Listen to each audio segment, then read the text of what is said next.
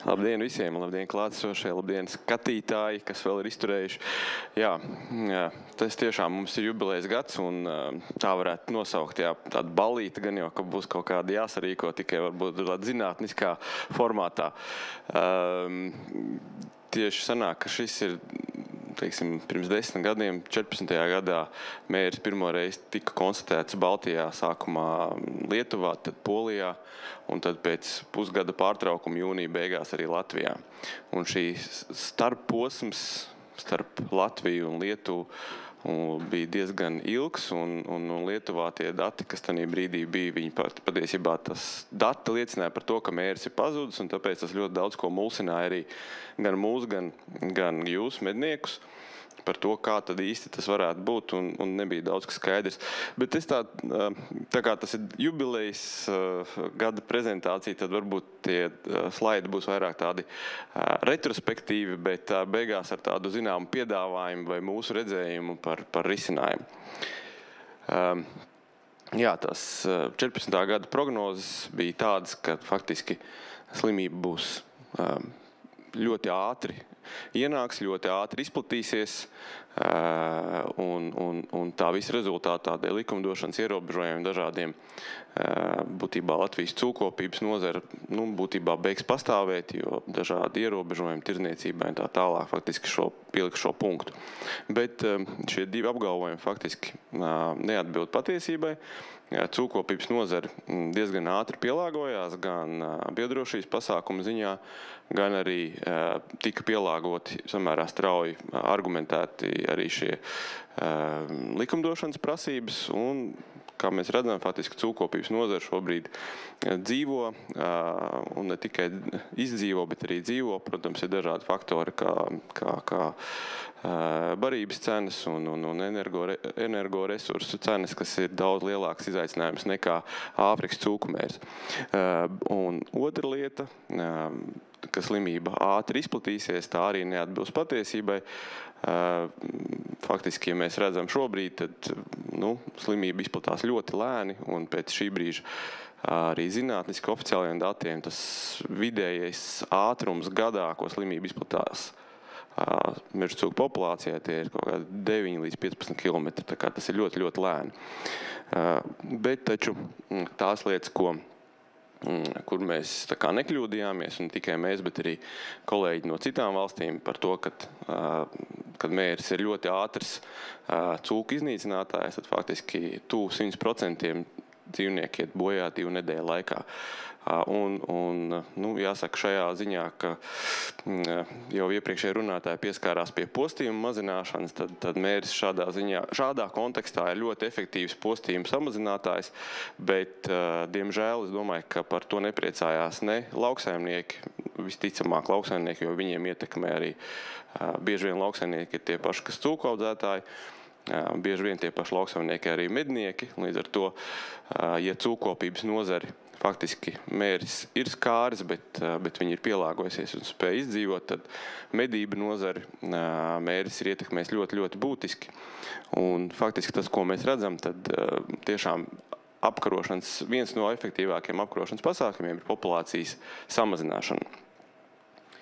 Un tā pavisam retrospektīvi un ātri, kā mums slimība ir bijusi un izplatīsies, tad pirmais gadījums mums bija jūnija beigās Latgales pierobežā, bet, kā jūs redzat kartē, tad būtībā 2 mēnešu laikā notika lecieni uz Valku un tad pēc tam jau uz Madonu.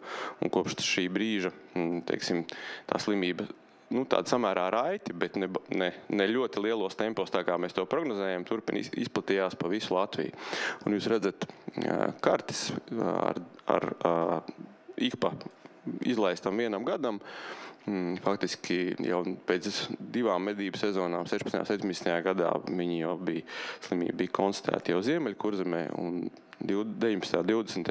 jau bija skarta faktiski visu Latviju. Un, ko jūs minēja sākumā, tad slimība samērā lēni izplatās, pat pēc 5 gadiem vēl bija teritorijas Latvijas rietumu piekrastē, kurās mēris vēl nebija pabijis. Bet jā, šīs postījumu samazinātājs, viņš ir ļoti efektīvs. Gan droši vien, kad esat redzējuši daudz fotogrāfijas pirmajā cēlienā ar beigtajām meža cūkām, gan arī šobrīd ir ļoti daudz informācijas par atrastām beigtām meža cūkām.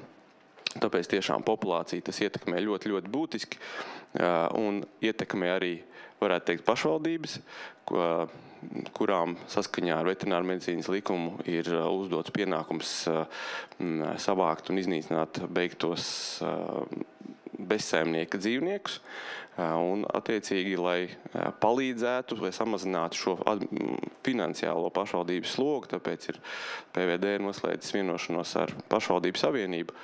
Un šī kārtība paredz, teiksim, kompensēt izdevumus un zaudējumus, kas varētu rasties tieši šī pašvaldības savienībai, nevis pašvaldības savienībai, bet pašvaldībām, teiksim, likvidējot, savācot un likvidējot šos meža cūku līķus.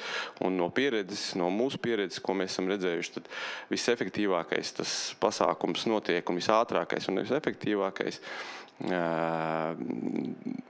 risinājums ir tad, ja pašvaldības aktīvi sadarbojas ar medniekiem, šo naudu galā saņem mednieku kolektīvi, tad tas darbs gan šie līķi tiek visātrāk savākti, gan arī mednieki spēj paši, kā saka, operatīvi reaģēt un tādā veidā palīdzēt samazināt vīrusa daudzumu dabā. Un teiksim, tas vidusposms, varētu teikt, bija 19. 20. gads, kurā mēs konstatējam pašu mazāko, teiksim, vīrusa gadījumu skaitu Latvijā. Vienlaicīgi mēs jau sākām plānot, jūs varat redzēt, varbūt tās publikāciju, ko mēs sagatavojam vācu kolēģiem, vācu zinātniekiem, un būtībā mēs jau sākām plānot iespējamos risinājumus, kā juridiski panākt to, ka Latvija būtu brīva no Āfrikas cūku mēra. Ja mēs uzliktu paralēli meža cūku populācijas karti, tad faktiski šis 19. 20. gads bija pēdējo 20 gadu laikā vēsturiski zemākais meža cūku uzskaita ziņā un nomedīto cūku ziņā. Un jāsaka tā, kamēr mēs plānojām juridiski strateģiskos soļus, lai oficiāli pasludinātu kādu Latvijas valsts daļu no brīvu no Āfrikas cūku mēra, mednieki arī berzēja rokas un priecājās, kad slimība ir pazudusi un ar katru gadu cūkas parādās arvien vairāk, kuras bija ļoti lielā daļā teritorijas pazudušas, bet jāsaka tā, ka meža cūku mamma un paps arī negulēja, bet darīja to, ko Čikāgas piecīši dzied vienā dziesmā, un populācija strauji atjaunojās. Un, diemžēl, šai populācijai pa pēdām, kā tāda ēna, sekoja arī Āfrikas cūku mēris. Un tas, ko mēs šobrīd redzam no kopš 2021. gada otrās puses, mēs redzam strauju gadījumu atjaunošanos. Tas varbūt izteiktāk, tas tika pamanīts tieši Latgales pusē, kur slimība ienāca no Baltkrievijas, Krievijas puses atkal atkārtoti, bet vienlaicīgi arī mūsu pašu rietumu slimība, kas bija lokalizējusies rietumu pusē, arī uzsāka tālāk šo virzību. Abas divas, kā saka, rietumi ar austrumiem virzās uz satikšanos, un mēs redzam, kādi šie sarkanie punkti ir vīrusu gadījumi, un var redzēt, kā viņi pārvietojās. Lejā savukārt ir kartes, kur redzēt melnie punkti, kas ir nomedītās meža cūkas, un var redzēt, kā nomedīto dzīvnieku skaits samazinās tajās teritorijās, kur iepriekšējā gadā ir bijis mēris. Tātad būtībā slimība strādā kā tāds ļoti labs, efektīvs populācijas likvidators. Un lejā mēs redzam šo teiksim, statistiku, šos kalniņus, var ļoti redzēt, labi izteikt, ka šis ir tas, teiksim, tāds arī valstiskā mērogā varbūt paiešu malā, otrais vilnis. Un jāsaka tā, ka šogad jau 4 mēnešos mums ir bišķi jau pāri pa 500 uz šodienu gadījumiem. Tas nozīmē, ka visticamāk, ka šogad mēs pārsniegsim šo antirekordu, un nākamajā gadā noteikti šie gadījumi skaits samazināsies, un tāpat kā samazināsies arī mežacūku populācijas skaits. Nu, un visticamāk, ka šie amerikāņu kalniņi, šie viļņi tādā veidā arī turpināsies, plus mīnus ik pa 5 gadiem. Varbūt tas būs, teiksim, šis gadījumu skaits kādu gadu būs augstāks, kādu gadu zemāks. Varbūt intervāls starp šiem viļņiem būs īsāks vai garāks. Tas būs cieši saistīts ar mežacūku populācijas skaitu. Bet, ja mēs pēc būtības pieņemsim šo slimību kā tādu mūsu fauna sastāvdaļa, tad šie amerikāņu kalniņi mums turpināsies. Un vienīgais iemesls vai vienīgais veids, kā mēs šo slimību varam ierobežot un apkarot, ir līdzīgi kā varbūt šajā publikācijā tika minēts, ka ja mums izdosies samazināt, uzturēt šo, saglabāt šo zemo mežacūku populāciju un blīvumu, tad iespējams izdosies arī pāraut šo infekcijas ciklu. Un, kā jau es iesāku stāstīt, tad faktiski šo slimību iespējams apkarot tikai ir faktiski iedarbojoties uz vai apkarojot, limitējot pašu šo populāciju. Uz doto brīdi mēs redzam, ir šajā kartē jau redzēt šī brīža slimības atrašanās vietas. Un varbūt atšķirībā, sākot no pagājušā gada, ir mazliet uzlabojumi Āfrikas cūkumēra vai izmaiņas Āfrikas cūkumēra uzraudzības principos, kas ir stājušies spēkā ar jauno Eiropas regulu, kas pieļauj izņēmumus un dalībvalsts katra balstoties uz savu riska izvērtējumu, nosaka gan uzraudzības, teiksim, veidus, un droši vien, ka liela daļa tie, kas ir mednieki, ir pamanījuši to, ka visā Latvijā obligāti vairs nav jānodod parauga izmeklēšanai, bet mēs nosakam konkrētas teritorijas. Tas ir viens. Otra lieta, mēs vairs neizmeklējam uz antivielām, jo antivielas nespēlē nekādu būtisku lomu šajā slimības epidemioloģijā, ne uz vienu pusi, ne uz otru pusi. Un tā tad ir būtiskākais ir tātad uz medīšanu un gan beigto, gan uz medīšanu kā tādu, populācijas samazināšanu un beigto mežacūku likvidēšanu un iznīcināšanu. Jā, un saskaņā ar šo regulu arī mums uzliek par pienākumu, katra dalībvalsts izstrādā Āfrikas cūkumēra tādu saucamo apkarošanas stratēģiju. Pateicoties šai regulē, mēs arī šo stratēģiju esam izstrādājuši un balstoties uz mūsu iepriekšējo pieredzi, būtībā mēs redzam, ka tehniski tas ir izpildāms, slimība ir apkarojama. Jautājums tikai, vai pietiek visiem iesaistītiem motivācijas. Un tāpēc mēs esam nonākuši līdz kopsavilkumam. Tas, kas ir jāsaprot, ka par šiem gadiem, kas varbūt sākumā nebija zināms, tad mežacūks ir slimības rezervārs. Un tiešā veidā iedarbojoties uz rezervāru, mēs varam modelēt vai modificēt šo apkarošanas pasākumus.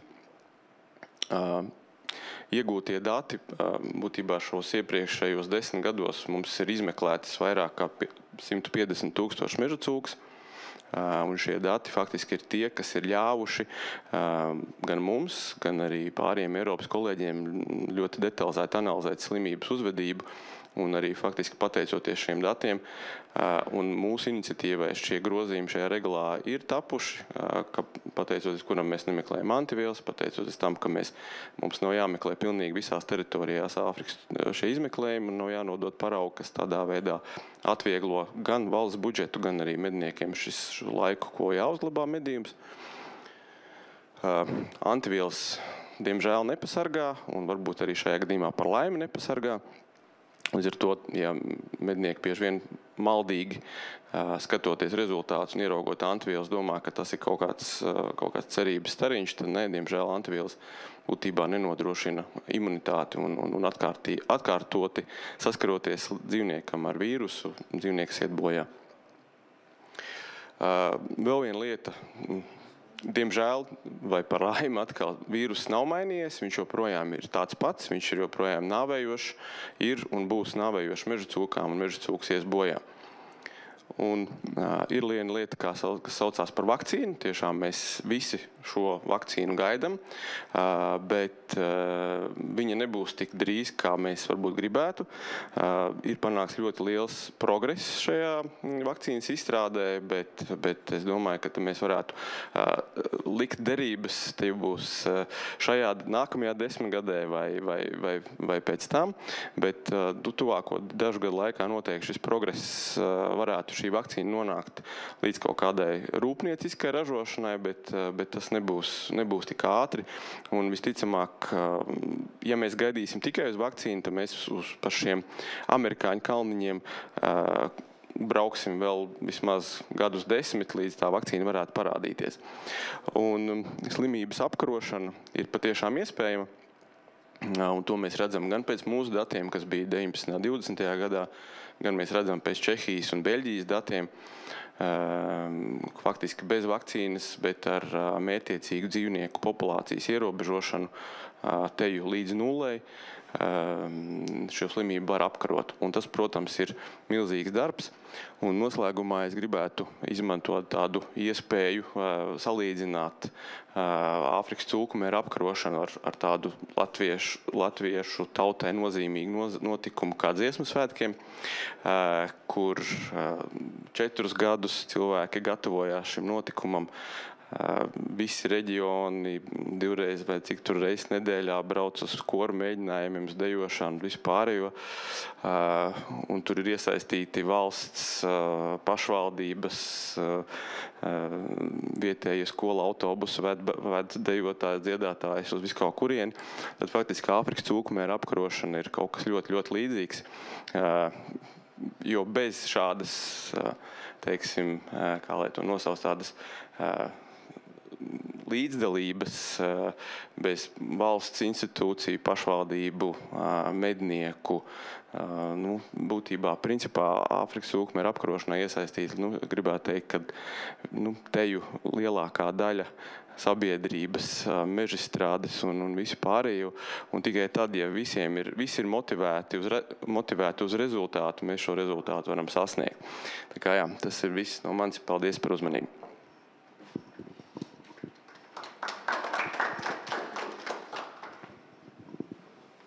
Tādi pašķidri aplausi Mārtiņam. Pa 10 gadu jubilejā varētu arī mazliet sirsnīgāk pamēģinām vēlreiz varbūt.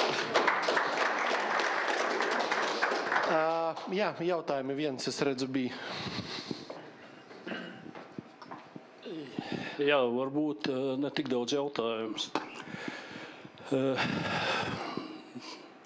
Mērs parādījās 10 gadus atpakaļ, kā Mārtiņš jau teica, ko es gribētu teikt, tiešām paldies Mārtiņam un pārtiks veterināram dienestam par reālu sadarbību, jo es uzskatu, ka jūs esat patiešām reāli sadarbības partneri, visus šos gadus bijuši, jo mūsu viedokļi daudzkārt ir atšķīrušies, mums ir dažādi redzējumi, mēs skatāmies no mednieku puses, jūs skatāties no savas, bet vienmēr mēs esam sēdējuši pie galda, meklējuši risinājumus, ja?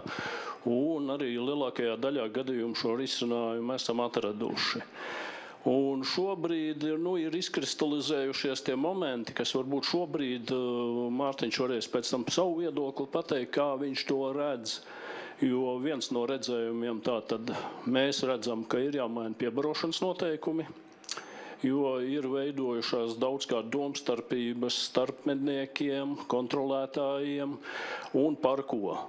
Par to, kad ir izbērts spainis vai 3 spaiņi zemē, un par to rodās lieli iebildumi. Un ir sastādīti arī protokoli, kas saprotams, ka inspektors veic savu darbu. Tātad mūsu redzējums ir tāds, ka veģetācijas periodā, kamēr ir kukurūzas laukam, ir labības lauki, vispār nekādi ierobežojumi nebūtu paredzami, jo tas varētu būt tikai pozitīvi, ja mednieks no šiem laukiem atvilina meža cūkus uz mežu. Tas ir viens moments, un otrs moments atcelt arī to punktu, kas saistās ar barības izbēršanu zemē. Visā periodā mēs saglabājam ierobežojumus, bet mēs zinām, ka savādāk mēs šo meža cūku nenomedīsim, mēs viņu piesaistīt nevaram. Tas ir tas pamats, laikam, par ko mēs runājam, ka jāizmaina šie punkti piebarošanas noteikumos. Nākošais, diemžēl, ko mēs redzam 10 gadu garumā, kas nav atrisinājies un kas ir sāpīgs un smags punkts velkās līdz, tātad tas ir valsts monopols.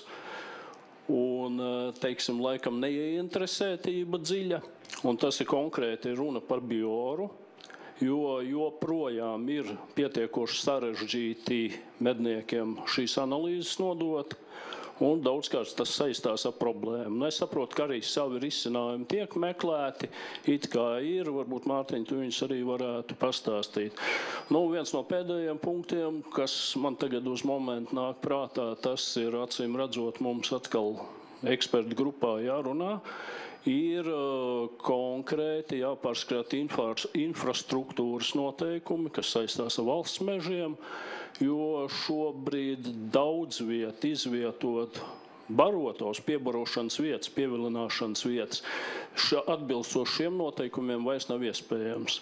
Ciršanas intensitāte ir ļoti augsta, un, teiksim, tā nodrošināt, lai šie 100 metri būtu tālāk no jaunaudzēm, praktiski ir uz 1000 hektāru nerealizējama lieta. Tā kā tās ir tās pamatlietas, ko es redzu, bet Mārtiņ, varbūt tu savu redzējumu, kā tu redzi pa piebarošanu tieši, un arī šis bioru jautājums. Paldies! Jā, paldies Haraldam un tiešām paldies mednieku organizācijām, paldies medniekiem, jo, jāsaka tā, ka gājis ir visādi, bet mēs esam veiksmīgi saglabājuši diezgan optimālu diskusiju, komunikāciju un lai rastu kaut kāds kopīgs risinājums katrai problēmai. Attiecībā par piebarošanu, jā, mums tas jau ir runāts, attiecībā par vasaras periodu vai veģetācijas periodu tur varētu būt kaut kādi grozījumi, bet tīri es skatos no populācijas pieauguma potenciālu un no pētījumiem, kas ir pieejami, tad faktiski ziemas piebarošana ir viena no lietām, kas ietekmē un būtiski ietekmē mežu cūku, reprodukciju un izdzīvot spēju ziemā. Tāpēc droši vien, ka mēs to ziemas piebarošanu tā kā īsti neredzam nekādu juridisku pamatu viņu samazināt vai kaut kā ierobežot. Drīzāk, ja mēs runājam par populācijas kontroli, to, manuprāt, Artūrs jau minēja Vācijas piemērā par dzīvķeršanu, tad faktiski Čehija, Beļģija, tagad Vācija, arī Zviedrija ļoti efektīvi izmanto šo dzīvķeršanu. Un tas, kas būtībā būtu jāsaprot mežu cūku medību un Āfrikas cūku mēra sakarā, tad īsti tās mēs nevaram likt vienādības zīme ar medībām. Tā ir slimības apkarošana, un tāpēc šie rīki varētu būt mazliet savādāki un stipri radikālāki nekā varbūt mednieks šobrīd vēl to ir gatavs pieņemt. Tā kā tas, domāju, ka detaļās ir jāapspriež un varbūt šobrīd nav vērts tik detaļās iet, bet runājot par varbūt detaļām, ACM 10 gadu jubilejas ietvaros mums ir plānot reģionālie izbraukumi, sauksim to tā, iespēja robežās kādi 4-5, tā kā es domāju, ka tur mēs tiksimies ar medniekiem un varbūt jau detaļās varēsim runāt par katru lietu, gan par antivielām, gan par situāciju, gan par piebarošanu uz vietas. Tā kā, jā, tas būtu par šo pirmo jautājumu attiecībā par analīžu nodošanu. Jā, tas ir ļoti, ļoti sāpīgs jautājums. Gan medniekiem visus šos gadus bijis, gan arī mums kā dienestam, jo faktiski mēs esam šajā visā procesā 10 gadus bijuši iesaistīti kā starpnieki. Un mums tas ir tiešām milzīgs administratīvais sloks. Tā kā faktiski Vidzemes pārvaldē aptuveni uz paraugu pieņemšanu mēnesī strādāja viena cilvēka slode sadalam kaut kādas vidēji 15 dienas. Viens cilvēks strādā tikai uz to, lai pieņemtu paraugus no medniekiem, sagatavotu šos papīrus un nodot tālāk bioram. Bet par risinājumiem ir tāds, ka jūs jau pamanījāt, ka mednim ir versija 2.2, kurā ir sākus strādāt, kurā mednieki var sākt ievadīt savus kontus. Diemžēl tas ir pirmais solis. Otrais solis būs tāds, ka mednieki šo paraugu sūtīs pa taisno uz Bioru vai vedīs uz Rīgu Leipas ielu vai sūtīs uz reģionāliem punktiem. Biors arī sola kaut kādu kurjeru pakalpojumu piesaistīt, kad jūs varat asins paraugu nodot kurjeru pastam, un kurjeru pastam ir daudz biežāk šie reisi un maršruti. Līdz ar to paraugs nonāks daudz ātrāk Biorā. Bet tas, kas ir jāsaprot medniekam, un arī to es aicinu mednieks jau šobrīd, sāk trenēties un pierast pie jaunās kārtības paraugu iesaiņošanā un ļoti saprotami un rūpīgi uzrakstīt šo marķieru numuru uz šī asins parauga. Tas būs nākotnē faktiski vienīgais, kas no asins paraugs ar marķieru numuru nonāks Biorā, un pēc kā Biors varēs identificēt šo paraugu, šo meža cūku un attiecīgi arī mednieku, kuram tad mēs pārskaitīsim naudu. Cik strauji tas būs? Mani plāni bija tādi, ka šis viss strādās jau pagājušajā vasarā. Tad nākamais termiņš bija uz šīs sezonas sākumu. Jau ir aprīlis, ir jau uz otru pusi. Šis tas iet un ir izķerts jau kaut kāds dažas kļūdas ar kontu ievadi, dažas kļūdas ar vizualizāciju mednī, kuras vēl ir jānovērš, bet šis ir procesā un es ceru tuvāko mēnešu laikā mēs viņu palaidīsim tā, ka tiešām gan medniekiem būs daudz vieglāk, gan mednieki varēs sajust to pienesumu arī no meģņa šādā kontekstā.